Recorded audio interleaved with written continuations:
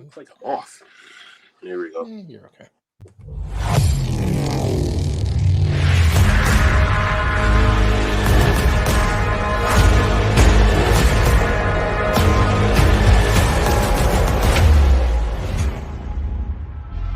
The Pro Wrestling Vault. 35 short stories including Harley Race, Ricky Morton, Tracy Smothers, and Tim Storm. Along with 300 photos from the independent scene, taken from Texas, Louisiana, Mississippi, and Alabama. Get your book today by going to WrestleVille.com or LanceByChance.com. WrestleVille. It's where wrestling lives. Are you a fan of horror movies? Necronomicon Ex Mortis, the Book of the Dead. What about cult classics? Your move, creep. If you are, you'll love Shocking Things. Please search for us on all the major podcasting platforms. To see our social media and a direct link to our podcast, please go to anchor.fm/shockingthings.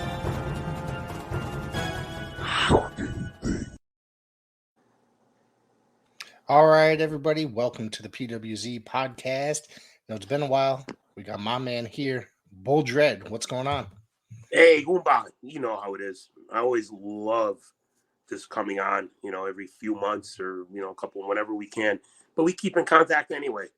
Yeah. So, I've had a busy time since the last time we did this. Why don't you tell me what's been going on in you? I noticed that you've been busy online. You're doing a lot of shows out of state. Well, it's I had to start getting myself out there. I mean, it's weird. It's like, I haven't been on the road in so long that I'm like, you know what, now's the time to do this.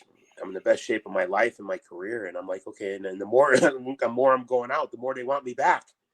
Mm-hmm. And, and it's been good. It's a blessing. Trooper messaged me a bunch of dates and I'm like, yeah, I could do this one. I was like, I don't know about this one, but, yeah, I got a lot coming out and I mean, I'm a vet now. I went from being the rookie to being the old man in the locker room. I'm like, when did this happen? But I'm having fun. I'm having a lot of fun and, being able to work with young guys and kind of critique them as best as I can. Not that I'm a great worker, but, I'm just like Slick said in his interview when we did the tag team, he doesn't have that many in-ring years left. I don't know how much time I have left, but, I'm looking to go 4 more years. So I get 25, then I'll probably be done. I'll say hello to the Guardian of Chaos and Adonis. They are both in the chat saying hello to us. What's going on, guys? Thank you for tuning Big in. Daddy's been there from the beginning of my career. Yep. Love you, man. All right, let's get into it. Let's see. You've worked some New World Extreme recently? Didn't you recently debut for them? I debuted for New World Wrestling Extreme a year ago. Last June. Okay. And I met Trooper Gilmore when I first began. I think we did a show together, and like I said, it was just part of. Now that my kids are older and my daughter's away at college, my son could come with me to shows. I just like, all right, listen, I'm free this weekend. I would love to come up. And what's good about being a name, somebody that's established like myself, is that I don't have to start sending them video and a resume and stuff like that because they already know who I am. So I did one show and he wanted me back.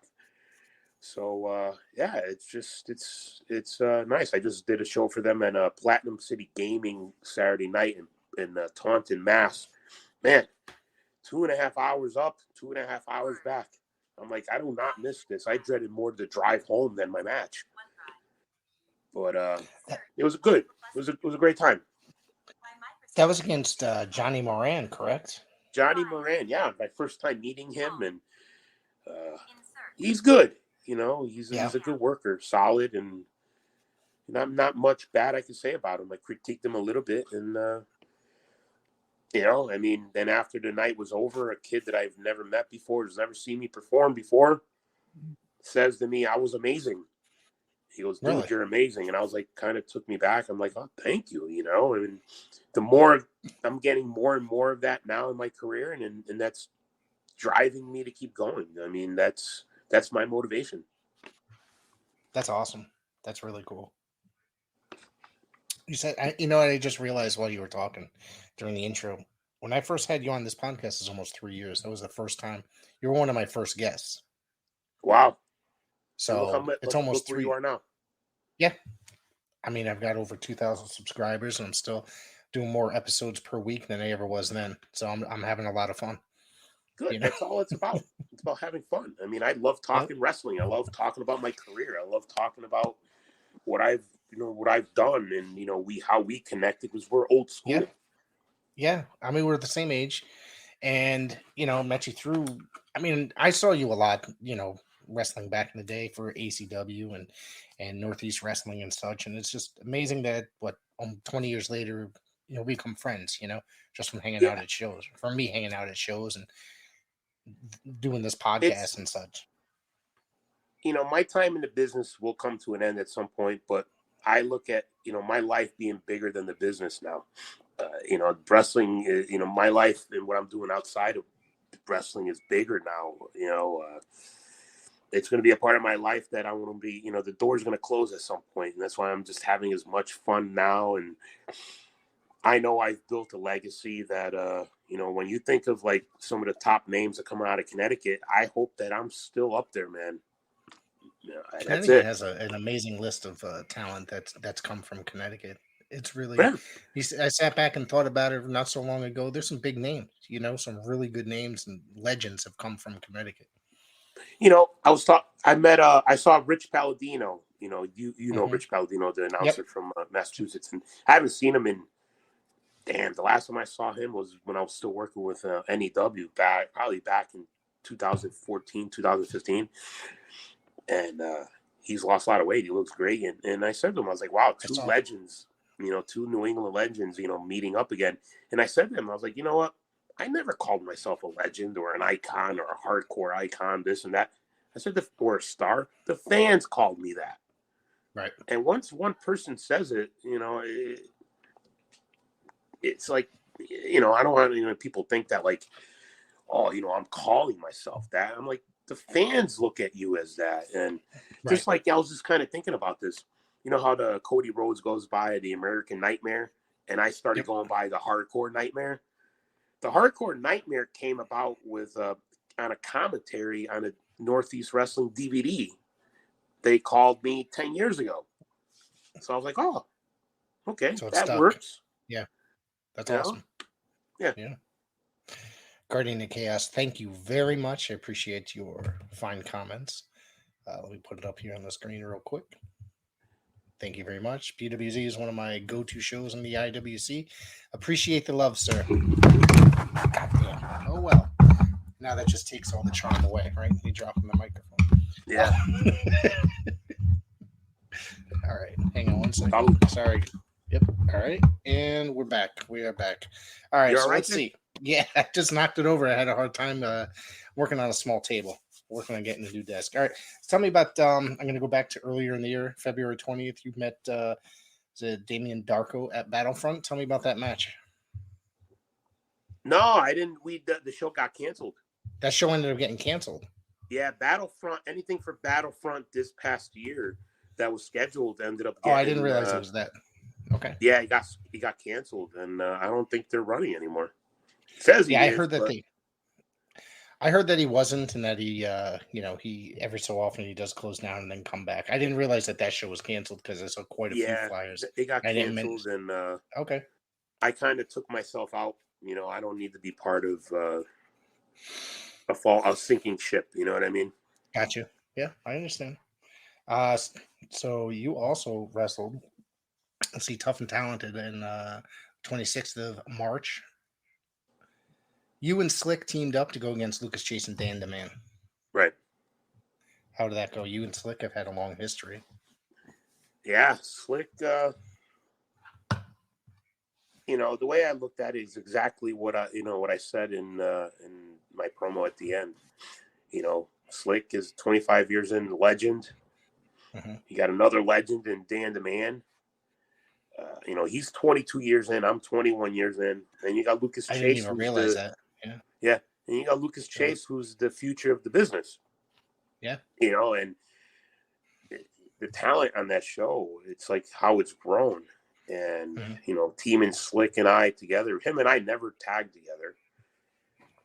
And, the match was good. And, it was to celebrate his 25 years. It was great. It was a great night. And now you see in June 18th, we returned to Tough and Talented in Torrington. And it's me versus Slick for the number one contender for the title that Dan has. And Slick and I have a history where, it's funny.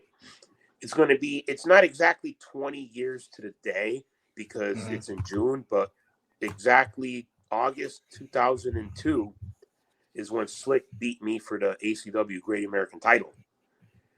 So, I mean, it's off by a couple months, but it's 20 years that him and I haven't faced off. And all I want is to be even. That's right. All I want. It's not about the win. It's not about the loss. I just want to be even and kind of earn that respect. You know what I mean? Because I was only a year into the business when I faced him. So, a lot of history. That was Jason Knight's ACW? Yeah. Yeah. Okay. That's awesome. Very cool. So what else? You have June 29th coming up at the Cadillac Ranch. You're going to be returning to Paradise Alley Pro Wrestling. Right. It's been a little while. It's going to be 21 and over show. Yeah, it has been a while. I know you were scheduled for New Year's Retribution, but then that date got rescheduled because of a snowstorm, and you were not on the rescheduled date. Hey, I mean, things happen. In the business, I don't expect to be on every show, but, I just let my absence speak for itself. Yeah. That's it. But you did get a pop the other night when you were announced for the show coming up at Cadillac Ranch. Well, just like Mario says, I still got it, baby. That's going to be live on Fight TV as well. Well, that's good. It's in my, I debuted in the Cadillac Ranch in January 2001. Mm-hmm. And to me, it's like a homecoming. It's the closest I'll be to home where, my home should be Waterbury, is Waterbury. And that's where I should be performing, but I'm not. But it's just as good to me. I mean, it's kind of more nostalgic and it's amazing. Kind of like, something that I posted on Friday. It's like, I'm not where I thought I would be in my career. It's become so much bigger.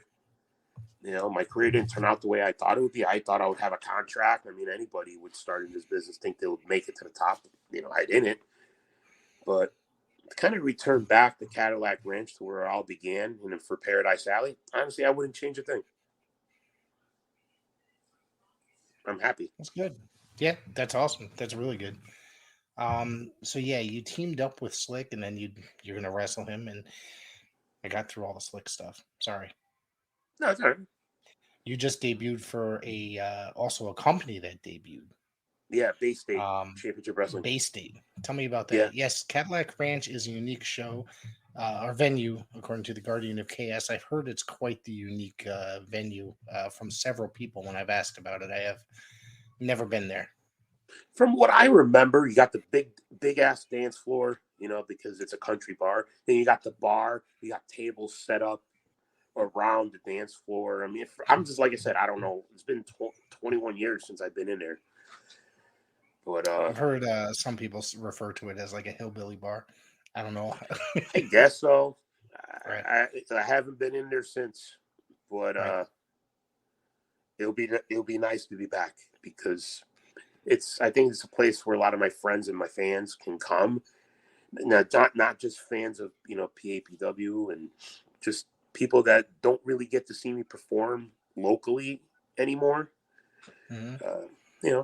Doesn't matter what night it is. I mean, it's tough. Wednesday night. Yeah. Yeah, it's tough, but you know what? It's I think people go out anyway. I mean, it's still. I'm gonna treat it as a regular Saturday night to me. I mean, it's me. It doesn't matter. I'm performing. I don't know how I'll feel in the next morning, but I'm gonna go out there and perform and do what I do best, and that's bringing in kind of going old school again. Back to my humble beginnings, hardcore. That's what got me over. That's the Right. building blocks of toward the beast of and where I am right now. How did you not transfer, but progress into the hardcore style? I think I've asked you that the first time you appeared, which was almost 3 years ago. So Yeah. uh, It's one night. One night can change your whole career. And we've talked Yep. about this. And in the Guardian Chaos, Big Daddy will vouch for this because he was there that night. The big 10-man hardcore match that we had at the Meriden Independent Club in Meriden. mhm. It's, I was a mystery partner for the Team ACW versus the Invasion. It was LIWF and Okay. I forgot the other one, MLWA or whatever. And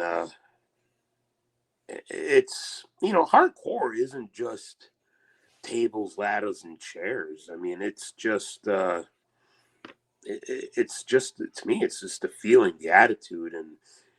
And that night, I mean, like I said, one night can change your career. I went from being, starting the show to main eventing. I went from being a low card guy to one of the top guys in Connecticut at the time in New England, just in one night. And, blood, just everything. It's just, I don't know. It's a feeling. It's a great feeling, Mhm. and it kind of, it's a legacy that it will follow you and you build, because at the time, I mean, ECW was still kind of hot and it was that style, Right. you know? Was a lot of companies trying to, I guess, reinvent it at the time, or continue the legacy as after they closed. Right. I And so it mean, was, yeah, I'm not a big fan of death matches. me neither. I don't know. I Right. think that's a little too extreme, and I don't know if I would ever do that, but ECW, like you said, yeah, everybody's trying It to was a different copy, level. and Yeah. yeah, it's, Yeah. I don't know, it's not entertaining to me. I mean, it entertains a certain crowd. I mean, not saying that I wouldn't, I don't know, maybe for the right amount of money I would do it, but it's not entertaining to me. No, it's very cringeworthy for me to watch Yeah, death matches. I get a little scared for the performers while watching. You know what I mean? And some of the choices in weapons or bumps that they decide to take or what have you, kind of creeps me out a little bit. You know what I mean? It's I mean, just it yeah. doesn't look safe at all. Like I said, I'm not sitting here saying that it sucks or anything like that. Yeah. It's a different form, and there is a following for it.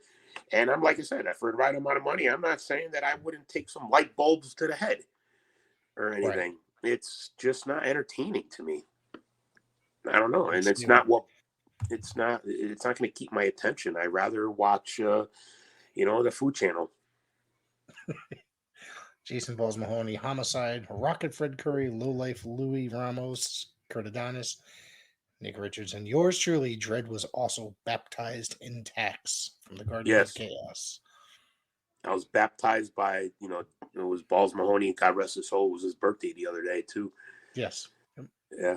A lot of history, kind of thinking back to like what I've done. And I'm like, wow. I was just talking to Johnny Moran the other night after our match. We're just chilling. I'm like, man, 21 years have just flew by. And he's only like 7-8 years in. I'm like, damn, time flew. But it's going to come to an end at some point. Not yet. Not yet. I know you last time you said 25 when we first started talking. How does that look That's now? my goal. That's your goal? That's my goal, Does was it look- 25. Yeah. My first goal was, I didn't think I was even going to make it to 20. I was going to be done like in 2014, 2015. I was like, I can't do this anymore. I'm in so much pain. Right. Then life changed. Next thing you know, I'm celebrating 20 years. I'm like, wow, the next one, 5 more. Big Daddy, remember? 5 more years. And it's already 21. And we're almost halfway through 2022. Yep. It's incredible how the last few years have flown by, to be honest with you. It's Yeah, just COVID. Yeah. COVID was was the worst thing to happen, and probably the best thing to happen, because it kind of made people realize, what they're taking for granted. And during this whole time through COVID, I'm like, I didn't sit on my ass. I fucking kept myself in shape. You went through a transition. as far as Yeah. your weight goes during the weight. I've watched you on social media. Yeah. And you've gotten yourself into really good shape during that time period. Yeah, it's a dedication. Like I hit the gym before I came home. I was like, listen, I got to go to a dinner tomorrow night. Mm-hmm. I went and I did my cardio and I stretched and I did my abs tonight. Tomorrow, I'm going to take off from the gym, but it's all mental. As we get older, especially, I can't be in the ring every night like I used to training. That's the part I miss the most. But now I have to keep myself healthy. I can't do it anymore. I don't, that's why, so I'm concentrating on keeping myself healthier in the gym, active, lifting. There's other things you can do. I don't need to be taking 100 bumps anymore. That's what killed my body. Right. I don't know. Maybe that's one of the reasons why I've had a longevity career. Also, tell me about teaming with Yusuf for the time you did.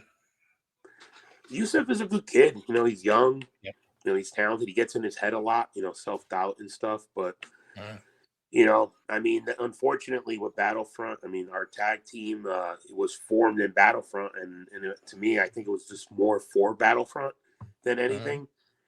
It's not. I don't believe it for me myself, and it wasn't something that we could take out, like all travel all New England and stuff like that, because I been through all the tag teams and stuff, and and it was a good time to do it, and I eventually was going to turn on them, but I'm at a time in my life now where it's like I'm a singles competitor, and I built that reputation and the foundation that I have, and I don't need anybody, and unfortunately, I still would have done it with him, and it would have been fun, but Battlefront done. Could you see him coming out and working with you elsewhere? It's pretty much up to him. He has to get himself out there. Yeah. It's not anything I can do except, put in a good word or like, hey, he's young. But, there's so much wrestling out there now. And, some of it's good and some of it's bad. I'm fortunate enough that, like I said, I don't need a resume to send to somebody. They know who I am. There's a lot of but the younger guys, it's more for him. He has to get himself out there, just like I had to. The Guardian of Chaos has a question. I'm going to throw it up here on the screen. He has two questions. I'll throw the first one up here. Should I question who hit you the hardest in the ring?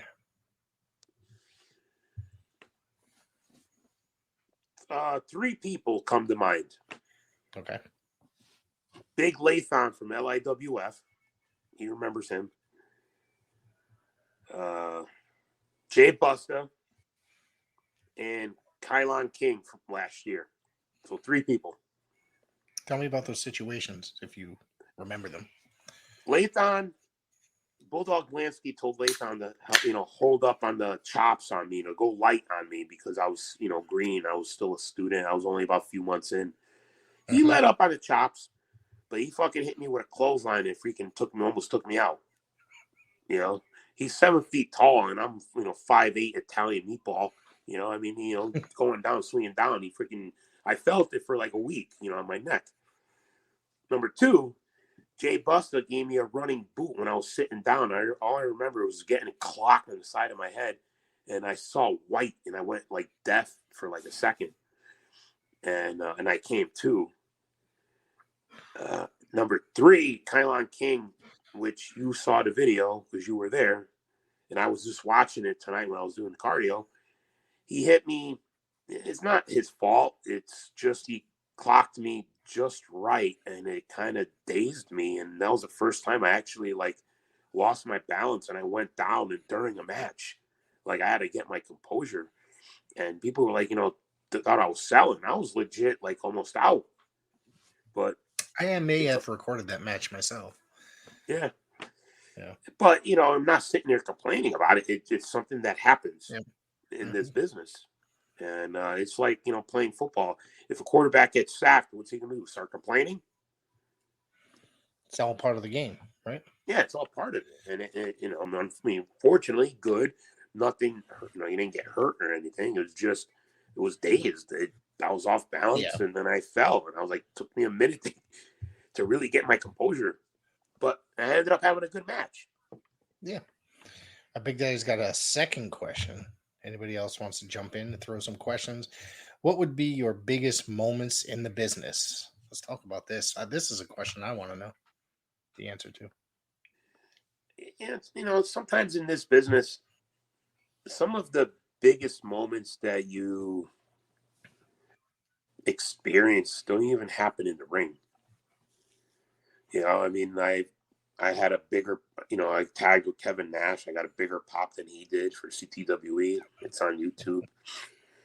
You could win titles, and I mean, they feel good. It's a great feeling to get put over, and you got a crowd cheering for you, and you have a speech, and it's all great. It's good. I mean, believe me. I mean, it's hard to pick one, Right. but probably the greatest that comes to mind is validation from when you self-doubt yourself, and you listen to all these fucking critics, that these young guys who haven't done anything in the business, and all of a sudden they have a comment and critique, and they're not even performers, and I was going through a rough time at one time, and doubting myself in the business, and I got put over by Ric Flair, just by him critiquing me and my style, and kind of like his validation, saying I love a big man that can bump and feed, and asking him for his critique, and he never said anything to me. And he goes, if I had anything bad to say, I would have.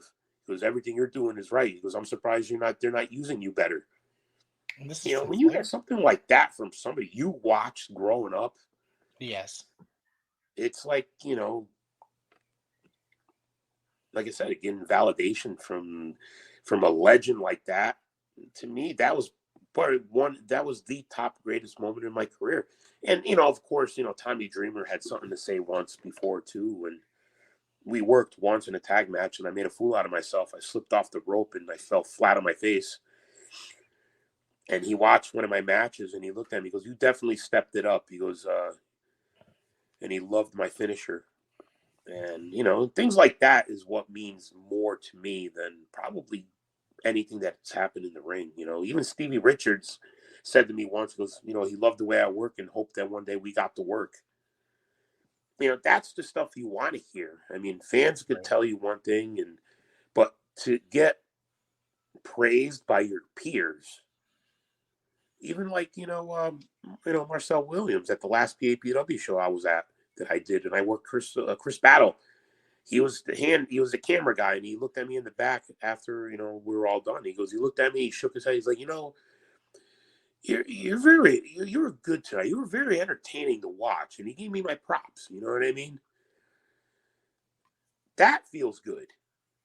When you can entertain the boys, that's important. That's good. That's good, because fans don't know. Fans are going to cheer you or boo you anyway. I mean, they're getting entertained anyway. But if you're going to entertain your peers and the guys that are watching, that are in the business, you're doing something right. I'll tell you right here, Josh says fans loving you. And then I think this is the guy that you had that video the other night. Josh doing the sexy dance for you. Yeah.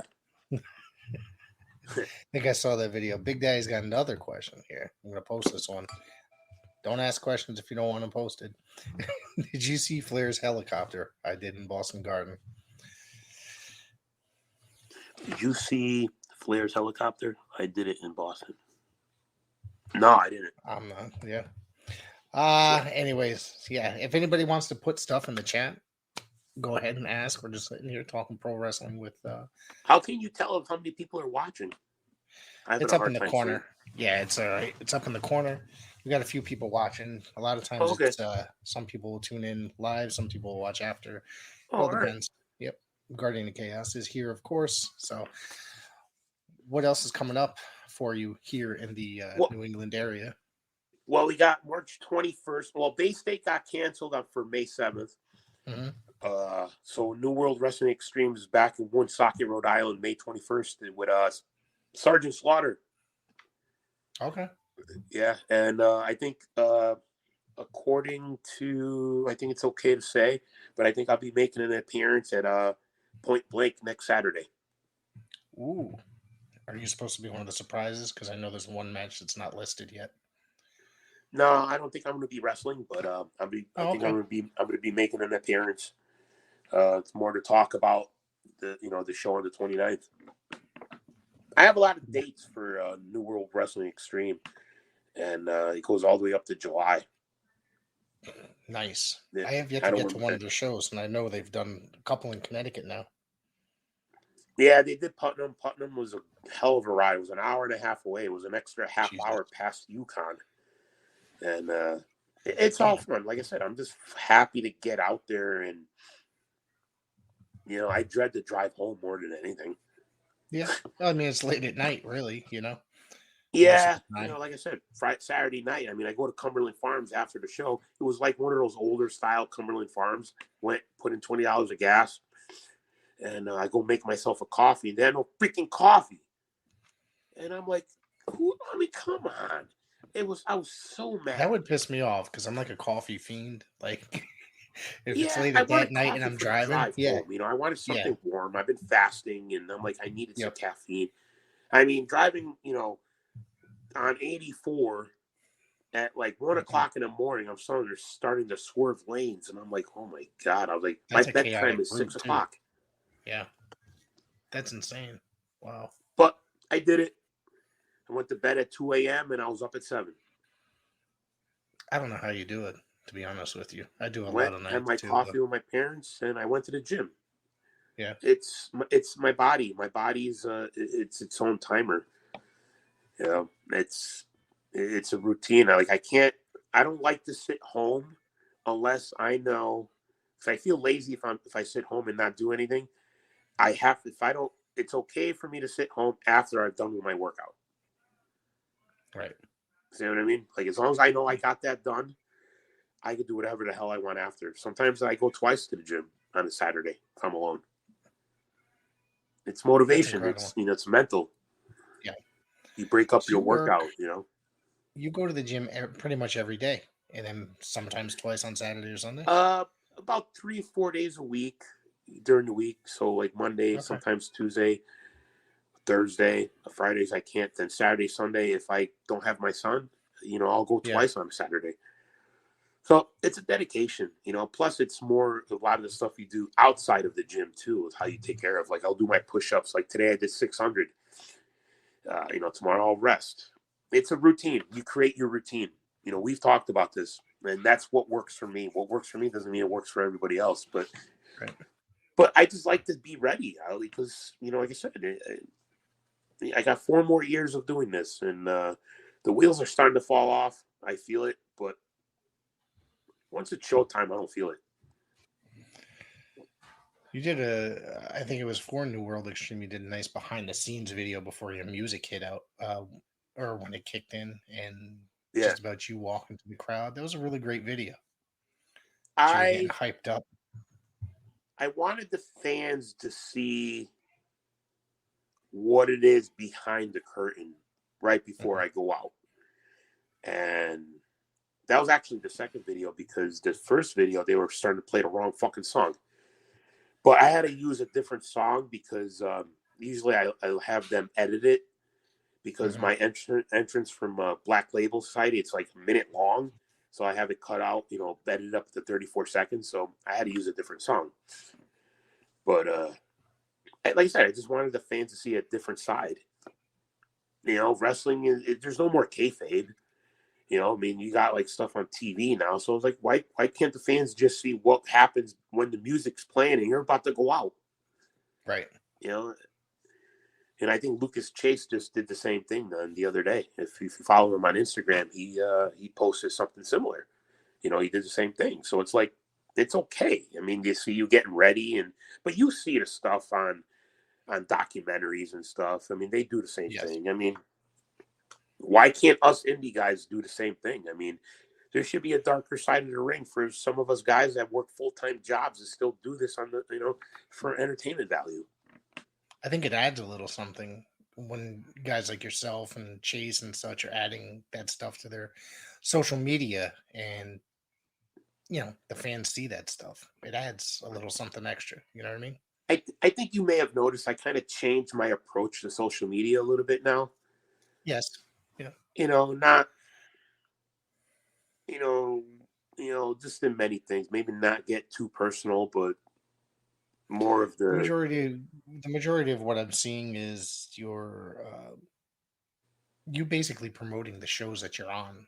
You know what I yeah, mean? Like crazy, a lot, and of course the good homemade Italian food stuff, yeah, stuff yeah, like that that. too. I Yeah. just started getting away from a lot of the stuff that I was being like, the sexual stuff, and Yes. I mean, it was fun and stuff. I mean, sometimes I have to fight myself to be like, oh wow, this is funny, so I'll just send it to people instead. Yeah. But it's just me being me, and I mean, I guess if it wasn't for wrestling, I probably wouldn't even have social media anymore. I don't know. Sometimes I Right. wish it was the way it was in 1995. Eric Hunting, hello. Thank you for tuning in. Appreciate the love and support. What's up, my I brother? get it. Great guy right there. And he Yeah. has a YouTube channel now that he just started. Eric Hunting from Parts Unknown. I want everybody to go check it out. He lives up in Massachusetts. He's got some really great footage that he records, and he covers a lot. He just started it, and he did a really great video today talking about how he's going forward. Going to be pushing a lot of the New England wrestling, which is a fantastic area for professional wrestling. Yeah. My personal favorite area in Dreads. He wouldn't have been called the Beast of New England if, So, anyways, go check out his YouTube video. Like, subscribe, and share. It's really great stuff so far. Yeah. Yeah. Wrestling. This is like, I've made it known. I mean, Yep. I've even talked about it with Rich Palladino. I talk about it. I'm open about it. I'm envious of a lot of the guys today. I'm happy where the business is and where it's going and how it's growing. But I'm also envious because I didn't have these opportunities 10 years ago. And I'm not saying that I wish I was this. I mean, yeah, sometimes I'll joke around. Like a friend of mine, my buddy Bob, who does all my graphics, he made a picture of me and with the AEW logo in the back. Bull Dredd is all elite. You know how many people actually thought that was real? That's amazing. And I was like, listen, I wish I could turn back the clock 10 years. And people were like, oh, Sting is 60. He's still doing it.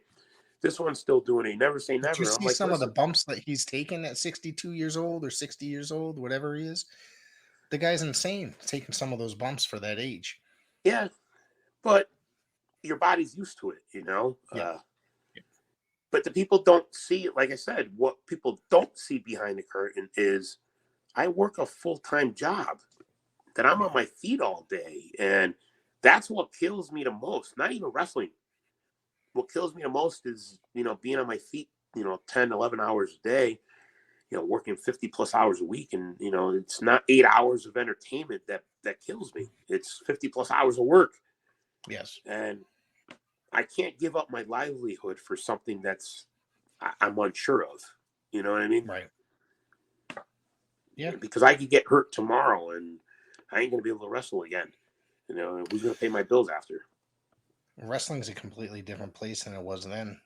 Yeah. Back then too. You're talking about would you say turn back the clocks prior to social media? Social media could be good for the industry, and it's we've known that it could be plenty bad as well if you follow through. Maybe that's I don't know. Maybe that's what hurt me at some point with say my personal life and my professional life, especially with like say NEW, and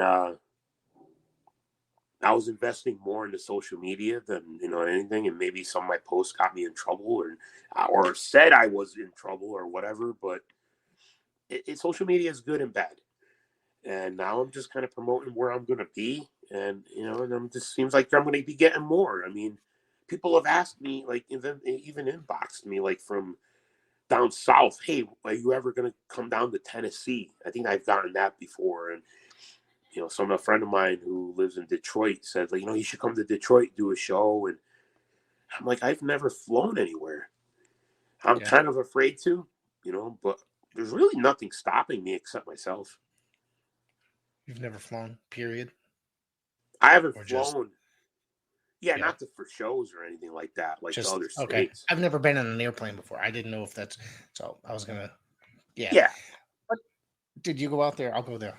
I'd love to fucking see you out somewhere. You go down to Tennessee. Tennessee is a freaking. At one point, was the greatest area for professional wrestling. Right. I'd love to see Bull Dredd out there. I want to share a comment that Big Daddy just said. Where is it up? Nope. Okay, there it is. Flair is still doing it. Did you see the video of Yeah, I saw Flair it. versus Lethal? I thought that was. What's Flair now? 74 years old, 70 something years old. He's like my That was dad's pretty. age. Yeah. Yeah, it My was dad, pretty I think amazing to my see. dad's about a year or two older. Yeah, he was a little slow, but he was definitely putting it in. Yeah. Watching that was a lot of fun to watch. I mean, yeah, I watched a little bit of it. I mean, but at the same time, you like I said, I mean, reality doesn't change, and the reality is that I'm not going to can't really be doing this much longer because I have to go to work. A lot of these guys, that's all they have. That's why they do it, or they still do it. I mean, does Sting still need to do it anymore? No. I mean, he has money. He makes several million a year, I believe. So, I mean, I don't think he needs to really do it. I think he does it for the love of the game. Right. And that's why I'm still doing it. But at the same time, I still have to get up the next morning and go to work. Yeah. That's the reality of everything. So that doesn't change, unfortunately. And does Flair need to he's doing it because he got in the ring and doing it because he loves it. Does he need to do it anymore? No. I don't think he's bankrupt anymore. I don't know. It's hard to keep up with that. He makes more probably situation. in one appearance than I do in a year. Yes. Okay. You know what I mean? There's also been talk that he said he wants to do at least one more, and I'm sitting here like, I don't know if he can, but maybe that video with him and Lethal was, could be convincing. But can he actually go out there and work a great match? I don't know about that. No, I think at that point it will be a liability because what if he has a heart attack in the middle of a match? He's had many issues in the last couple of years where he ended up in the hospital, has he not? Yeah. So you're right. Anything like that can happen. Working out and getting in the ring and working out are two different things. Right. One wrong bump, that's it. Yes, I mean, would you want to see Flair work anymore? I'd say for his sake, no. Just because I don't want to see him have a heart attack. Would I love to see Ric Flair because he's possibly the greatest wrestler of all time and that I was one of my favorite wrestlers for like 30 years? That part would say probably yes, but I wouldn't want to see him die in the ring. Yeah. So it's the nostalgia. Like you would want to see him. You know what I mean? But I got kind of what I DVDs feel now I can put on, Sorry. Kind of like I feel that's where I am in my career right now. Right. Like we talked about, when guys like myself are gone or done, Zombie, guys that's been around for the last 2 decades, it's not going to feel the same. Right. No, I get what you're saying. I saw not so long ago, it was a couple of weeks ago, I saw Ronnie wrestle Dan Moff in a match. Yeah. From Waterbury. And, he's another guy that I've been watching probably since the 90s. I'm not exactly sure when he started, but he was moving a little slower, but it was still a quality match, Ronnie started, 96. Okay. Wow, that early. Wow. Yeah. 96 or 97. He's 25 years in. Jeez. Okay. I remember seeing him I've watched him a long time. Yeah. I'm trying to remember where else I've seen him prior to that. But you got a compliment here. Your beard is looking beastly. So that's why I'm called the bearded beast. Somebody asked me, when are you going to shave that beard off? In 4 years. In 4 years. Yeah. It's Okay. just become part of me, you know? I mean, Yeah. it's, I was just talking about this with somebody, you know, for instance, Hulk Hogan, okay? Mhm. You know, the Hogan, the red and yellow, people got sick of it after a while. What happened once he became Hollywood Hogan? People got into that. Yeah. His career skyrocketed, right? Yep. Like, you know, he just became He bigger than what became, it was before. yeah, But then after a while, what happened? He went back to the red and yellow, but he for the still has nostalgic that reasons. nostalgia Yeah. of the Hollywood Hogan. Right. It's at a different plateau, and I kind of feel like I went from, you know, Bull Dredd to the sexy beast, now back to the original beast, the hardcore nightmare, where it's all part of my history, and people now see and notice my history and what I've done for this business and myself and the name I've built for myself. So I'm beloved everywhere I go. You know, like Mario says, I don't put family in seats. And it's hard to believe this myself, but people actually come out of state to come and see me. And that's where I'm at. And that's great, you know. I mean, and that's Yes. that's where you want to be in this career. And I've built that. I've built my name and what I am right now. And believe I me, it's a find that hell of a lot incredible. more Yeah. than I mean, that's got to be very humbling, and it's got to feel really good to know that people come sometimes I out don't want just to. to see you. Sometimes it's hard to believe, but then if I say it, I'm saying it, it feels like I'm blowing smoke up my own ass, and I got an ego. Right. But the proof is there. It's just like, you know, this. I'll be straight with my absence at PAPW. Has it been the same since I've been gone? Yeah. It's I'm not gonna lie. There's been a little bit lacking, but you know, you did get a huge pop for your name being mentioned the other night, so that's a positive. We got 2 questions here. All right, ready for the first one? Will the sexy beast ever return? I will do the sexy beast on a Halloween show if anybody ever does it. A Halloween themed show, then I'll do it. I mean, I'm sexier now than I was during the gimmick. I mean, I'm pretty soon I'm not even going to be able to call myself the Beast if I'm freaking wrestling guys that are bigger than me now. Like I said, your transformation's been incredible. You dropped a lot of weight since I've known you. Yes, Listen, since COVID. Wakanza, the belly is still there. Believe me, there's just some ways you take a picture. You know, it's the angle, but it's you know, even when I went to see the doctor a few weeks ago, and I laid on the thing in the room, and she pulled up my shirt. She goes, "Oh, you've really kept it off your abdomen." I was like, "Well, that's 150 crunches almost every day." Wow.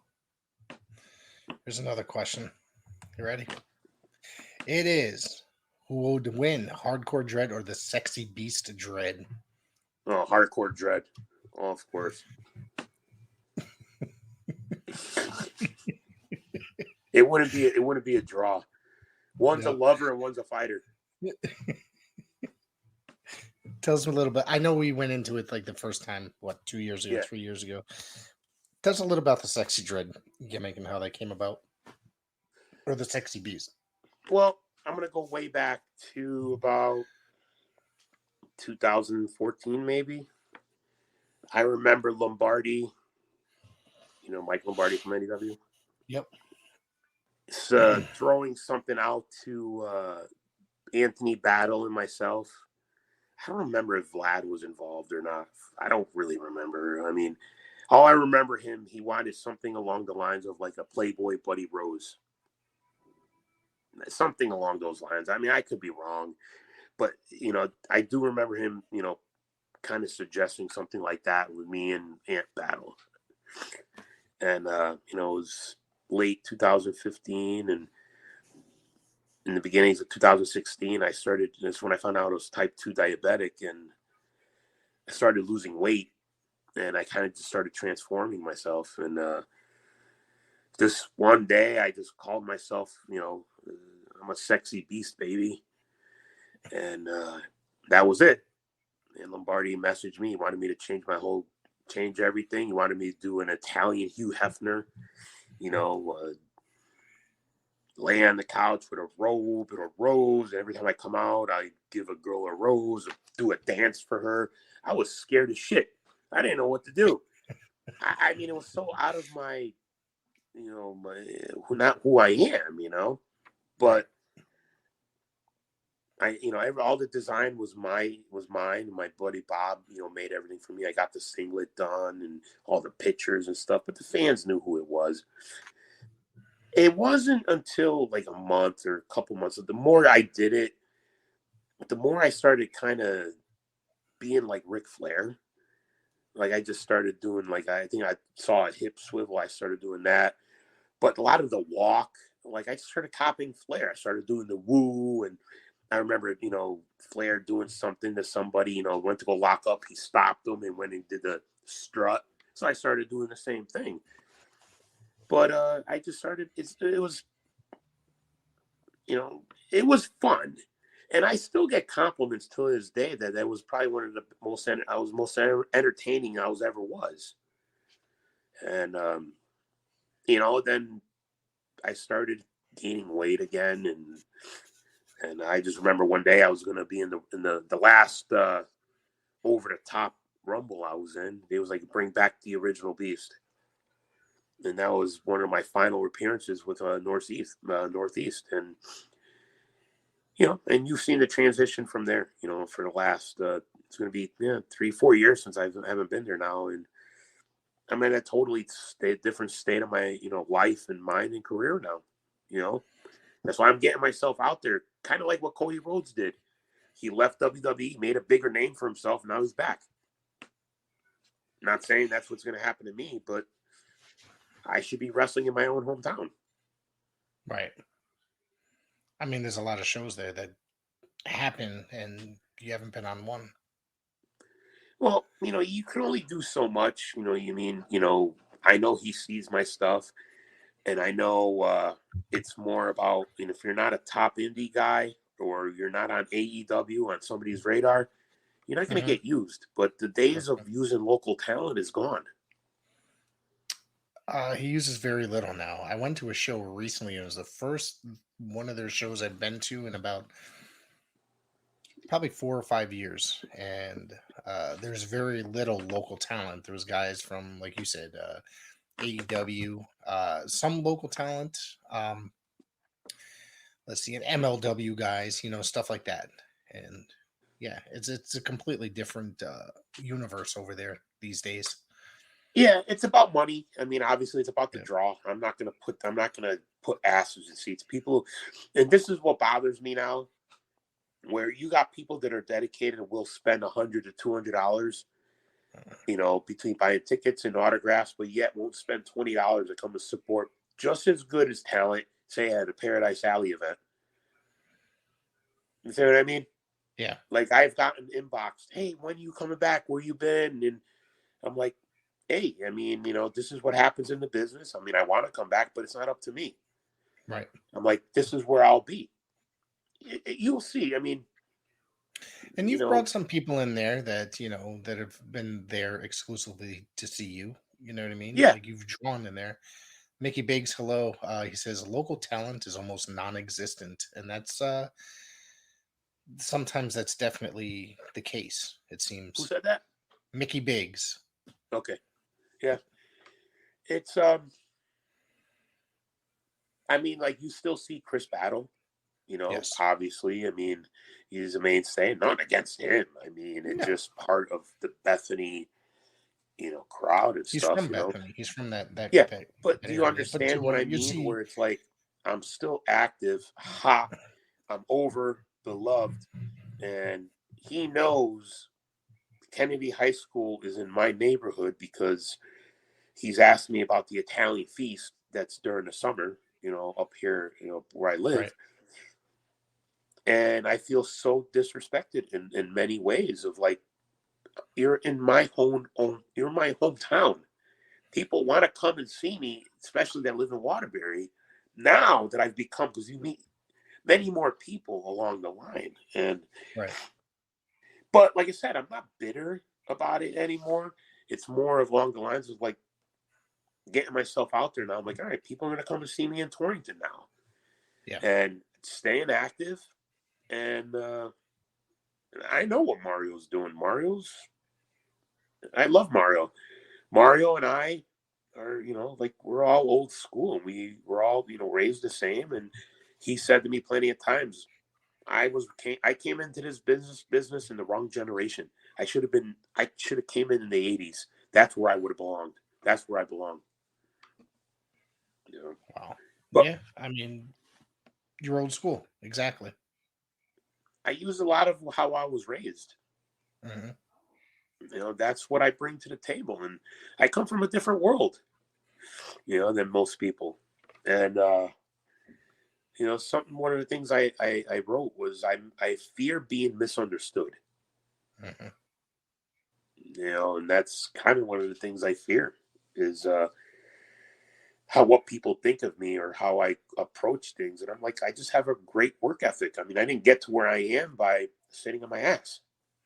You just spent 20 years because of that in the business, because of that. Sitting on your ass. Maintaining a family, working a full-time job, raising two kids. It's a lot, I mean, wrestling was a big part of my life. It's still a big part of my life, but it's going to come to an end soon. Yeah. And what do I have left? It's the legacy I leave. And honestly, why am I not inducted to some Hall of Fame by now? It's going to Everybody else gets inducted at 20 years. When you retire, you'll be inducted. Guys that are active got inducted when they were 20. Yeah, that's 20 years. In Major League Baseball in the Hall of Fame, you have to be retired 5 years in order to be inducted. Okay? Just think of it that way. Yeah. I mean, things are different, though. I mean, and I have a feeling that you'd be baseball and independent wrestling. After you retire, I have a feeling you'd be inducted in the first class after you retire to the New England Hall of Fame. So, yeah, guess who else is in New England Hall of Fame and got inducted when he was only like 20 years in? Who? Zombie. Jeez. A lot of guys got inducted, like Slick, and a lot of guys, yeah. I just don't understand. Whatever. But it's not. It's nice to be acknowledged. I would love the acknowledgement. You know what I mean? That's all I'm saying. It'll happen when it's meant to. Right. All right. So, is there anything else you got that you want to talk about before we bounce? Well, you told me to hold off on the other stuff till we're off the air. Yeah. Do you have anything else on air you'd like to speak about? No, I'm just thank you for all the love and support. I mean, I'm loving what I'm doing right now. Yeah. I love all my friends, my fans. I mean, the guys that like yourself that I become friends with, and we can hold a conversation outside of the business. And I'm just enjoying the ride because the ride's going to end at some point. I mean, my goal is to hit 25 years. But I hit my first goal, which is 20. If I make it to 25, great. If not, I think if I were to end tomorrow, I'm pretty happy. But I'm not ready to go out. I'm going to go out on my own terms. I'm happy where I am. I regret nothing. And thank you for all the support. I mean, hello, Christian. Thank you for tuning in. So I just want to say, how could you tell these fans, everybody that's watching, where they can find you and where you're going to be coming up? Just why don't you run that little rundown? So, obviously, I'm on Instagram at Dredd. I use Twitter here and there. I'm not really on it much, but at Dredd. I'm on Facebook. It's Michelangelo K-Law. I use my real name, and it's AKA Dredd. I mean, I think you can still find it that way. I don't have like a sports page or anything like that. I just kept it all in one. Too much. But what do I got coming up? Yeah, Paradise Alley. I'll be making an appearance next Saturday at Point Blank. Then I'm off until May 21st. New World Wrestling Extreme of Woonsocket, Rhode Island with Sergeant Slaughter. June 18th, Tough and Talented in Torrington. Me versus Slick. June 29th. Myself versus a friend of mine who's a former student, somebody I helped train a while ago, Ronnie Ribbs, and going hardcore, baby. Bringing the beast back to my roots. Just a couple other shows in between. I don't remember the dates. That show's we're gonna be talking about all that stuff coming up. As we get the information. I want to thank everybody for tuning in. Don't forget to like, follow, subscribe, share. Go watch Bull Dredd. I'll see you guys tomorrow night.